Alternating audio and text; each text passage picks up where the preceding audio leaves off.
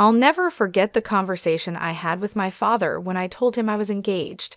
He pulled me aside, his expression serious, and said, "Lauren, are you really sure about marrying this man, Larry?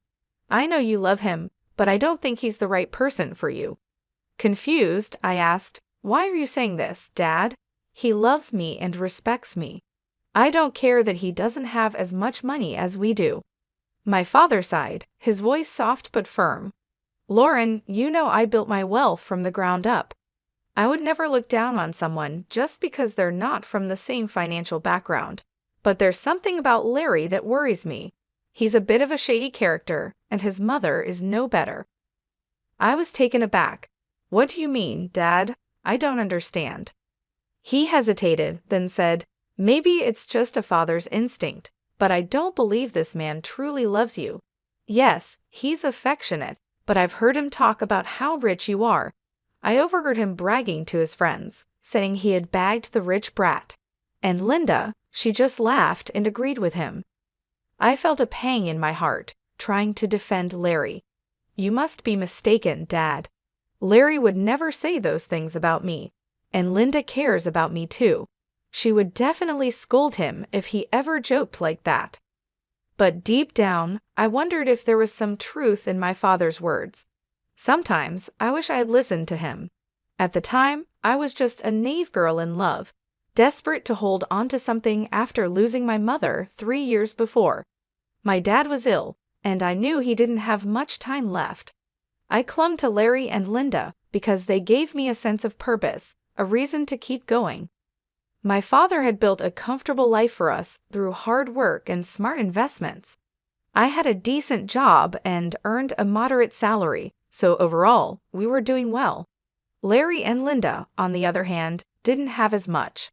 Larry made more money than I did, but he came from a modest background. His job didn't bring in the kind of money that could make someone rich, and I could tell that bothered him. He and Linda liked fancy and expensive things, and Larry often complained about not having enough money to buy them. I was always eager to help them out with the little allowance my father gave me. I even let Larry and Linda move into my house after we got married, but instead of being grateful, they seemed dissatisfied.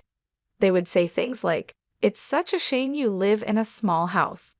Your dad lives in a mansion, so why did you buy such a tiny townhouse?" Looking back, I realize how much I overlooked because I wanted so badly to make things work. I ignored the little red flags and convinced myself that everything would be okay. But in the end, I wish I had trusted my father's instincts. I don't make a lot of money. Larry's dad lives in a mansion because he's wealthy, but I'm just a regular office worker with a modest salary. Buying this house was a real challenge for me, and I was only able to manage it because my dad helped with the down payment. Larry, however, wasn't impressed. He said, "Well, if your dad helped you out, he should have gotten you a better place. I'm sure your mom left him something to give you when you got older." I tried to explain, "I'm not entitled to anything, Linda. Whatever my mom left behind is my dad's now. She passed away suddenly, and there was no will. Honestly, I don't mind if I don't get anything. I'm content with the way things are." Linda scoffed, "That's a ridiculous thing to say, Lauren. I would have loved to inherit a lot of money. You know what? Your dad should trade houses with us. He lives alone, so he doesn't need all that space anyway, right, Larry?" Larry nodded in agreement, adding, "Yeah, Lauren, you should ask him." I felt a surge of protectiveness and responded firmly, "Absolutely not. That house belongs to my dad, and he deserves to live comfortably as long as he's alive." Linda then remarked, "Well, he won't be alive for long now that he's sick. We can wait and compromise for a few years and see what happens. Ultimately, everything will be yours after your dad passes. You'll have plenty of money to buy a big house and more." The way Linda and Larry were already making plans to spend my inheritance was deeply unsettling. It didn't help that they frequently urged me to ask my dad for more money. We weren't struggling financially. Larry and Linda just wanted the luxurious lifestyle they imagined, even though it wasn't within our reach. Honestly, I was growing tired of their behavior. However, the real drama unfolded after my father passed away. His battle with cancer ended sooner than I had expected, leaving me devastated. I was heartbroken, but Larry and Linda offered little support. Instead, they were more concerned about the date of the will reading and showed no interest in helping with the funeral arrangements. To make matters worse, they even refused to attend the funeral, saying that my dad was no one to them. At that moment, I was overwhelmed with grief and anger. My dad's warnings kept echoing in my mind, and I couldn't help but feel suspicious of Larry and Linda. I began to doubt their intentions, wondering if they had ever truly cared about me or if they were only interested in what they could gain. I was starting to worry that Larry and Linda were only interested in my inheritance. When it came time for the reading of the will, they weren't allowed to be present, and they were furious. Larry snapped, "Why on earth aren't we allowed to be there? This is absurd. Brian was my father-in-law." Linda chimed in, equally outraged, "Yes, this is ridiculous. We're family, and we have every right to know what Brian left behind. At the very least, my son should be allowed to be there." I tried to keep calm and explained, "Your son isn't mentioned in the will, Linda, so he doesn't have the right to be there. Why are you two so fixated on the inheritance? You didn't even bother to come to the funeral."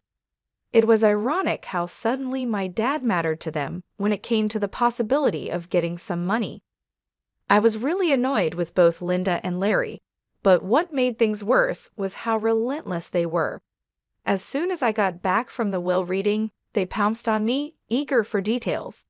They weren't allowed to see the will themselves, and that only made them more persistent.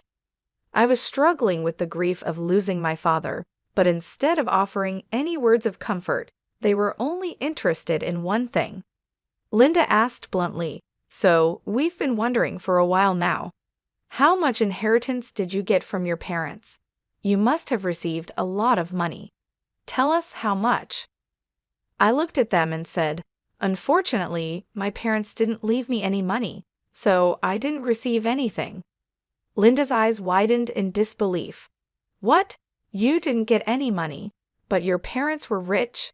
They should have left you something." "I don't believe you didn't get any money. You're lying to us. There's no way your parents didn't leave you a single penny." Larry joined in, pressing me, "No money at all. The will didn't even mention you getting any kind of money.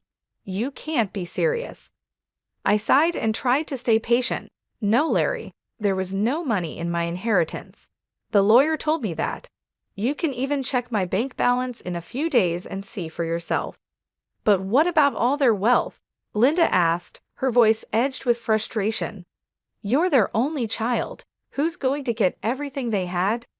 I shook my head and said, "I don't know about that, Linda. The lawyer just told me I didn't get any money, and honestly, that's okay with me. It was my parents' money, and it's up to them who they chose to leave it to." Linda looked furious and blurted out, "That's ridiculous. You need to fight for that money. It should be yours." "There is no money, Larry," I repeated firmly. They didn't have much left in the end, and whatever was left, they gave to charity. They had been planning this for a while. Larry and Linda looked completely taken aback, anger simmering just below the surface. I couldn't understand why they were so upset. I almost gave in and told them everything, but something held me back. There was a growing doubt in my mind that my husband and mother-in-law were up to something that wasn't in my best interest. I decided to wait and see how they would react, but they didn't let up. Larry and Linda kept pressuring me for more information, as if they didn't believe what I had told them. The more they pushed, the more uneasy I felt, sensing that there was more to their behavior than just disappointment over the inheritance. I decided enough was enough. I told them firmly that I didn't get any money, and even offered to show them my bank account in a few days. A month passed and nothing showed up. During this time, Larry became more distant and stopped being affectionate. He was always checking my account and constantly hounding me for information about my inheritance. It became clear where this was heading. Finally, one day, I decided to put an end to it. I showed them my bank statements and said, "See, I told you that I didn't receive anything. I'm not hiding any secret inheritance money from you. Do you believe me now?" Larry looked at the statements and said, "Wow, our years of hard work just went down the drain then. So her parents weren't rich, and she didn't even get $3,500 in the will. This is ridiculous. I can't believe this." Linda echoed his sentiment. "I can't believe this either, Larry. I stayed in this marriage for nothing. I married Lauren for nothing. It was all a waste of time." Feeling hurt and confused, I asked, "What the hell does that mean, Larry? Why are you talking like this?" Linda answered for him. "Why do you think he's saying these things, Lauren? Who the hell would marry you without thinking about the money? My son simply married you so that we could rely on your inheritance. Now I see that you didn't even get a penny. I can't believe I wasted 3 freaking years on a useless girl like you. I could have done so much better." I was stunned to hear them speak that way about me. I finally realized that Larry married me for money. My parents were right about him, and his mom, they were gold diggers. I was so done with my husband and mother-in-law. I was breaking inside, but what they said next turned me to stone. Linda looked at Larry solemnly and said, "What's done is done, Larry. But now it's time for you to divorce Lauren. There is no reason for you to stay with her anymore. You will have time to find a new rich wife. This time, we will make sure she actually has some money to her name." I was in disbelief. "Are you freaking kidding me, Linda? You're asking Larry to divorce me over money. Larry, are you going to listen to her?" Larry didn't hesitate. "Of course, I would listen to her, Lauren. I married you so that my mom and I could have a comfortable life. We grew up poor, and I didn't even go to college. I had no way of earning a lot of money." I was horrified. "So you pretended to love me and tricked me into marrying you? You thought my parents would give me lots of money?" Larry nodded, and I felt my heart shatter. "Yes, Lauren. I thought your parents would leave you a lot of money, but now I see that they didn't. It was all for nothing." With those words, everything became clear. My parents were right all along. Larry and Linda were only interested in my inheritance, and now that it was gone, they had no use for me. I knew I had to leave them and start a new life, free from their greed and deception. I was willing to share everything with Larry, believing that our marriage was built on love and trust. But when he spoke, I realized how wrong I was. "Yes, that's what I thought too," he said coldly. "It was the only way I could give my mom the life she always wanted.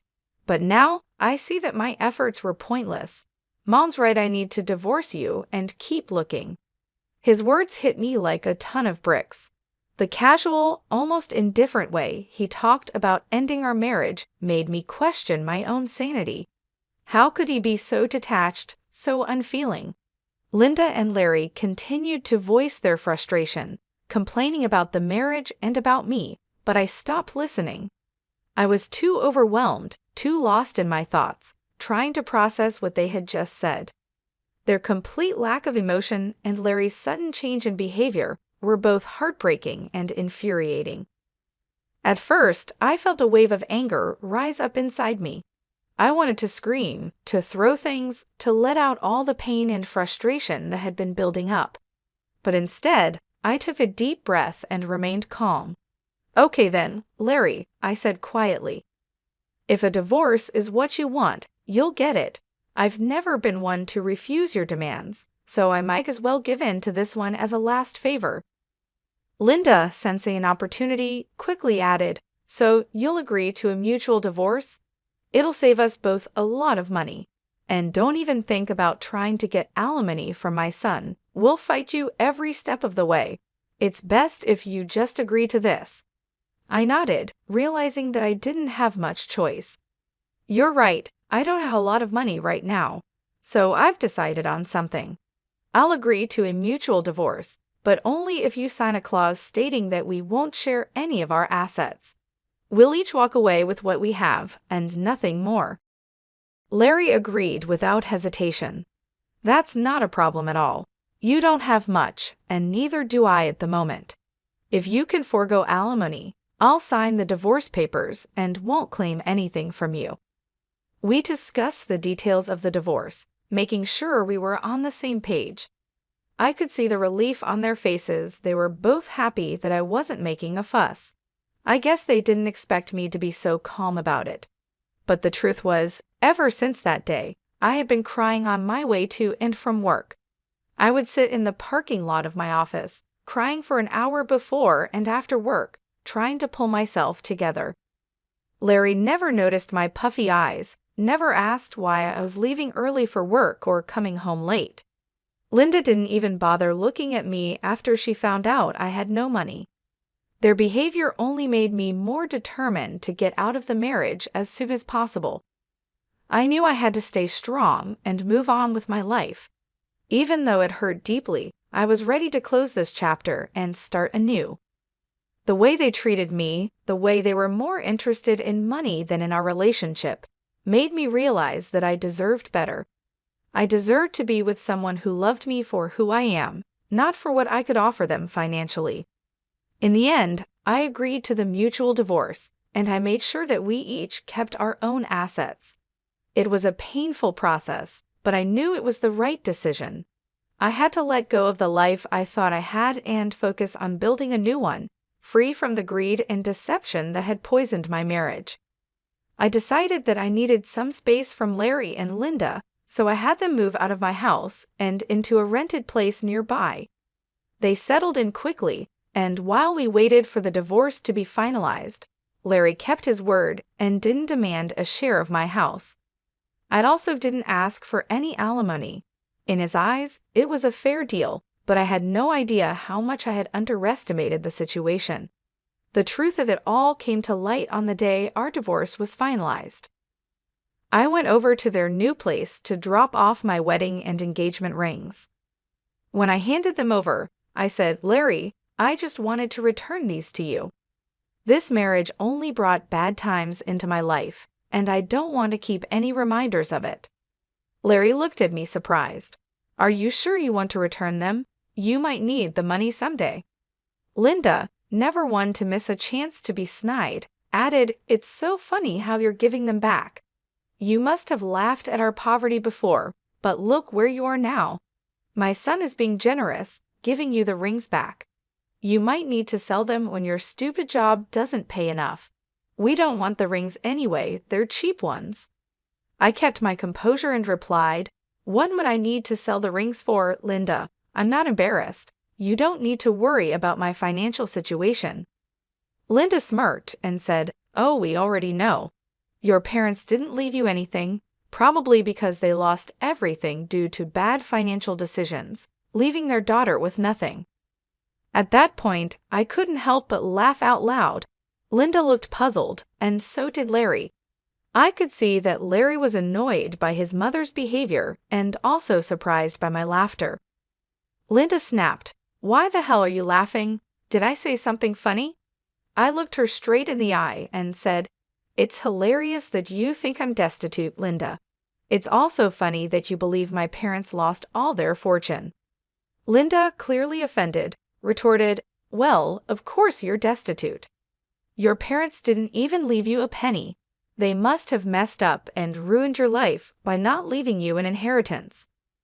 I smiled and said calmly, "I never said I didn't receive an inheritance, Linda. I simply told you that I didn't get any money. My parents actually left me plenty of inheritance." Linda's eyes widened in disbelief. "What do you mean you have an inheritance? I'm so confused." I continued, "My parents could see through you and Larry for what you are, little gold diggers, so they made a secret clause in their will. It stated that I wouldn't receive any monetary inheritance right away. Instead, I was given something much more valuable." Larry, now clearly agitated, asked, "What are you talking about? What did they leave you?" I looked at them both and said, "My parents left me this entire neighborhood as my inheritance."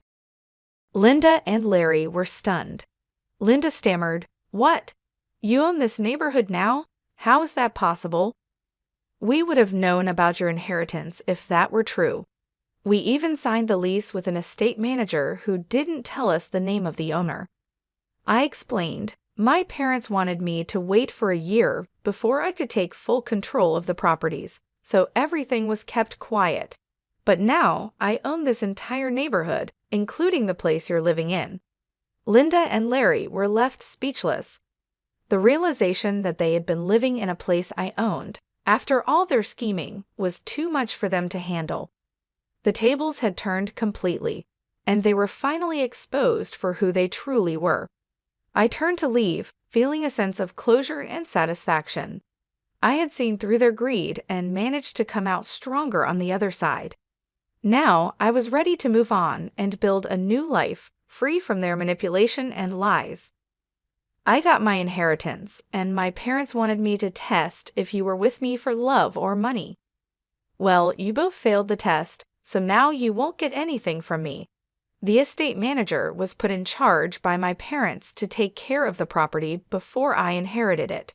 They were very smart, you know. Larry scoffed, "That's impossible. I don't believe anything you're saying. You're just embarrassed because you don't have any money left." I replied, "Oh really, Larry? Is that what you and your mother think? Why don't you call your landlord and ask him yourself?" Linda and Larry quickly called their landlord to check what I had said. Since their landlord was actually the estate manager, he told them everything. When they hung up, they looked shocked and panicked. "You lied to us," Linda stammered. "You tricked us into thinking you didn't have anything, but you own the entire housing society now. How dare you trick us like this? You wanted to keep all your wealth to yourself, so you made Larry divorce you and sign papers saying he wouldn't take anything from you." I couldn't help but laugh at their nerve. It was finally hitting them how badly they had messed up, and now it was time for some well-deserved karma. I said, "It's funny you're accusing me of being dishonest. Larry, you tricked me into marrying you by pretending you loved me. And Linda, you helped him with this plan, and even told him to divorce me. If anyone here was scamming, it was the two of you. As for my inheritance, you asked how much money I got, and I answered truthfully. This was all a misunderstanding on your part." Linda tried to reason with me. "What's done is in the past. Why don't we try again? We did spend 5 years together, and it would be a shame to throw it all away." I shook my head and said, "So now you want me back in your life? Funny how you were so eager to start fresh with a new girl. I hear you're already seeing someone rich. Don't worry, I'll let her know what a snake you are, Larry." Larry and Linda started begging me not to ruin his new relationship. Larry pleaded, saying that if I wasn't willing to give him another chance, I shouldn't mess up his future. I told him to get lost and also informed them that I would kick them out once the property was officially mine. They panicked and started begging even more. In the weeks that followed, Linda and Larry kept coming to my house, pleading for forgiveness. They already had an eviction on their record, so it was unlikely anyone else would rent to them. The only reason they were still staying on my property was because I had asked the estate manager to allow it. I also contacted Larry's new girlfriend and told her everything. She was horrified by what Larry and Linda had done and broke up with him immediately. She even showed me the text messages as proof. After this mess, Larry and Linda came over, yelling at me and calling me names. I quickly called the police and had them removed from my property. Once the property was officially in my name, I kicked them out very quickly. They didn't expect me to follow through with my threat. When they showed up again, I called the police, who gave them a stern warning. I also filed for a restraining order. It turned out that the whole town knew about what had happened.